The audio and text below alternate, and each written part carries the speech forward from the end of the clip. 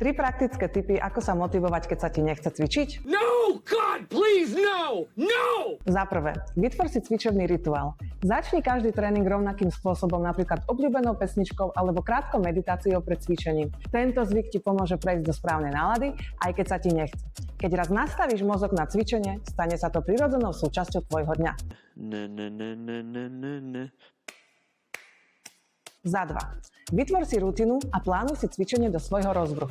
Rovnaký čas každý deň na cvičenie robí z tréningu rutinu. A keď je to len súčasť tvojho dňa, nemusíš sa už motivovať. Ak vieš, že je to naplánované, je menšia pravdepodobnosť, že to odložíš.